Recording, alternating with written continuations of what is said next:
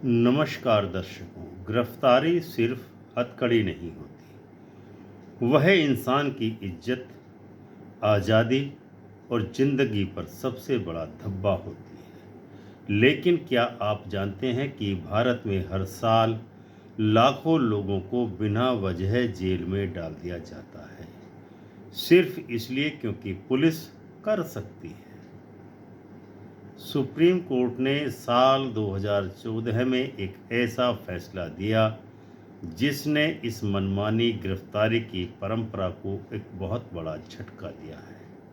इसका नाम है Arnesh Kumar versus state of Bihar और इसने क्रिमिनल लॉ, पुलिस और आम आदमी तीनों की सोच बदल दी।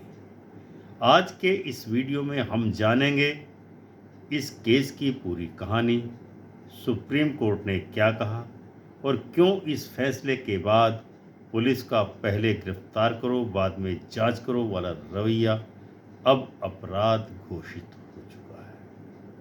सबसे पहले केस की पृष्ठभूमि जानते हैं। यह कहानी है बिहार के एक युवक की जिसका नाम था अरनेश कुमार।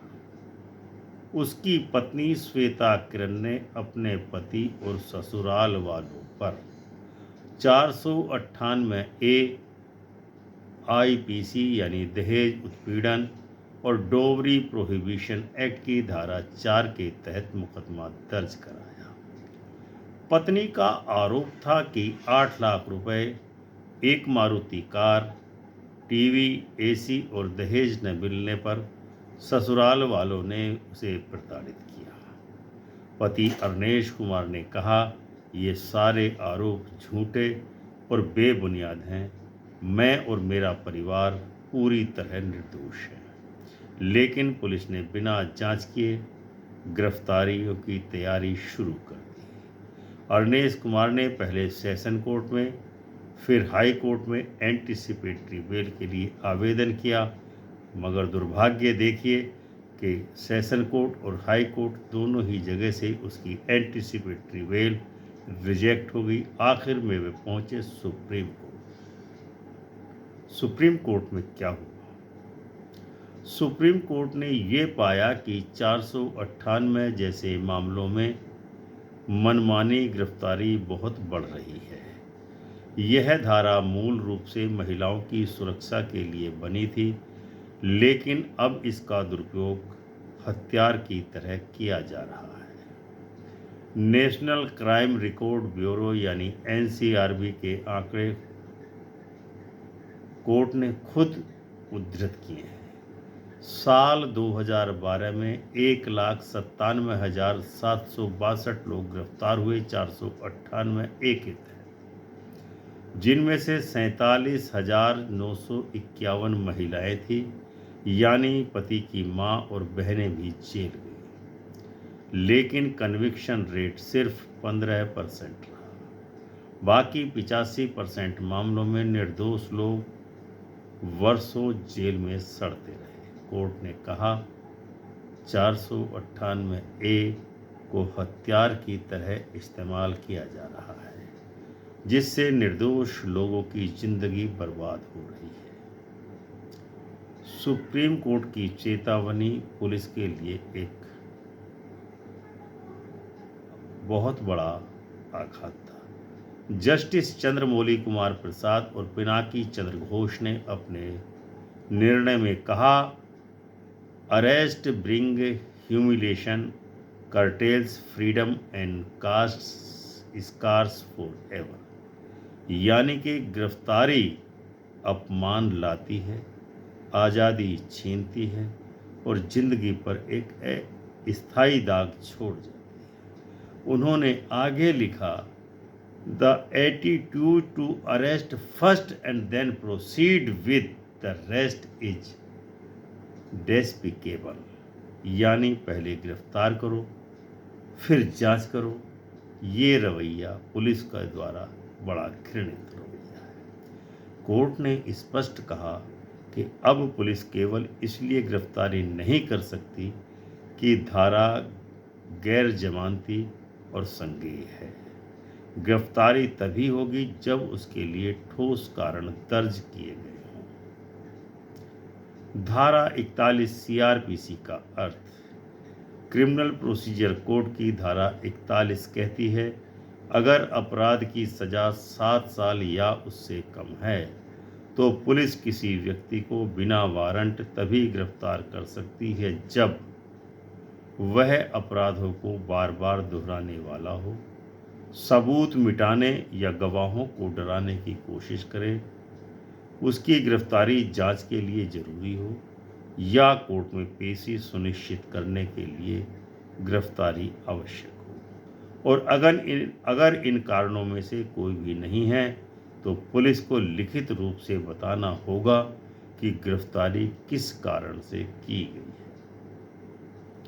है। धारा 41 ए सीआरपीसी। सुप्रीम कोर्ट ने कहा कि अब हर ऐसे अपराध में जहां गिरफ्तारी जरूरी नहीं है, पुलिस को आरोपी को नोटिस ऑफ अपीयरेंस देना होगा। मतलब पहले आरोपी को बुलाया जाएगा, पूछताछ होगी, अगर वह सहयोग करता है तो गिरफ्तारी नहीं होगी। सिर्फ तभी गिरफ्तारी होगी जब आरोपी नोटिस का पालन न करे या साक्ष्य मिटाने की कोशिश करे। सुप्रीम कोर्ट ने कहा कि अब मजिस्ट्रेट भी गिरफ्तारी पर आंख मूंदकर मोहर नहीं लगा सकते। Magistrate authorising detention is performing a very Solomon function, यानी हिरासत की मंजूरी देना बहुत गंभीर दायित्व है। कोर्ट ने कहा, मजिस्ट्रेट को यह देखना होगा कि गिरफ्तारी कानूनी है या नहीं, कारण लिखे गए हैं या नहीं, और क्या यह संविधान के अनुच्छेद 21 यानी व्यक्तिगत स्वतंत्रता के अनुरूप है। अगर यह औपचारिक जांच किए बिना ही हिरासत दी जाती है तो मजिस्ट्रेट पर विभागीय कार्रवाई हो सकती है। इस निर्णय में सुप्रीम कोर्ट ने 8 सख्त आदेश दिए हैं जो सुप्रीम कोर्ट ने पूरे देश की पुलिस और अदालतों को दिए हैं। राज्य सरकारें आदेश दें कि 498 ए जैसे मामलों में स्वतः गिरफ्तारी न हो, पहले जांच करें फिर गिरफ्तारी हो। नंबर 2, हर पुलिस अधिकारी को धारा 41(1) ब्रैकेट में small B within bracket Roman second की चेक लिस्ट दी जाए। नंबर 3, गिरफ्तारी के समय अधिकारी को कारणों की पूरी रिपोर्ट मजिस्ट्रेट को देनी होगी। नंबर 4, मजिस्ट्रेट केवल उसी रिपोर्ट पर विचार कर अपनी संतुष्टि दर्ज करने के बाद ही हिरासत को मंजूर करेंगे। नंबर 5, अगर पुलिस ने गिरफ्तारी नहीं की है तो यह सूचना 2 हफ्तों के भीतर मजिस्ट्रेट को देनी होगी। नंबर 6, धारा 41 ए के तहत नोटिस 2 हफ्तों में जारी किया जाए। नंबर 7, इन निर्देशों का उल्लंघन करने पर पुलिस अधिकारी पर कंटेम्प्ट ऑफ कोर्ट का मामला चलेगा और मजिस्ट्रेट अगर बिना कारण दर्ज किए हिरासत देंगे तो उन पर भी विभागीय कार्रवाई होगी। कोर्ट ने कहा कि यह फैसला सिर्फ धारा 498 ए ऑफ आईपीसी तक ही सीमित नहीं है, यह हर उस अपराध पर लागू होगा जिसकी सजा 7 साल या उससे कम है। यानी अब ये नियम 498 ए, 406, 420, 323, 506, 509, 304 ए आदि सभी अपराधों पर लागू है। फैसले का क्या असर हुआ? इस फैसले के बाद पूरे देश में हलचल सी मच गई। पुलिस को अब हर गिरफ्तारी से पहले लिखित कारण देना अनिवार्य हो गया है। करोड़ों निर्दोष लोगों को गिरफ्तारी से राहत मिली है और झूठे मुकदमों से परेशान परिवारों को इंसाफ की उम्मीद जगी है। महिला अधिकार समूहों ने चिंता जताई है कि कहीं इससे असली पीड़िताओं को न्याय में देरी न हो। लेकिन सुप्रीम कोर्ट ने स्पष्ट कहा है, न्याय का अर्थ केवल सजा नहीं बल्कि निष्पक्ष प्रक्रिया भी है। यह फैसला हमें सिखाता है कि पुलिस का अधिकार असीमित नहीं है। कानून का उद्देश्य प्रतिशोध नहीं बल्कि न्याय है। हर व्यक्ति जब तक दोषी साबित न हो जाए वह निर्दोष है। और सबसे बड़ा सबक, गिरफ्तारी न्याय नहीं, जांच न्याय का पहला कदम है। सुप्रीम कोर्ट ने अनुच्छेद 21 की भावना एक बार फिर से दोहराई है कि no one shall be deprived of his life और personal liberty except according to the procedure established by law. यानी कानून का पालन किए बिना किसी की स्वतंत्रता नहीं छीनी जा सकती। अरुणेश कुमार केस इस मूल सिद्धांत का प्रतीक है। तो दोस्तों, यह फैसला केवल एक पति का नहीं था, यह हर उस नागरिक की जीत थी जो पुलिस की मनमानी से डरता है। आज अगर कोई पुलिस अधिकारी बिना किसी कारण आपको पकड़ता है तो आप सीधे ये कह सकते हैं कि सर अरुणेश कुमार जजमेंट लागू होता है। याद रखिए, कानून से बड़ा कोई नहीं है और संविधान हर नागरिक का संरक्षक है।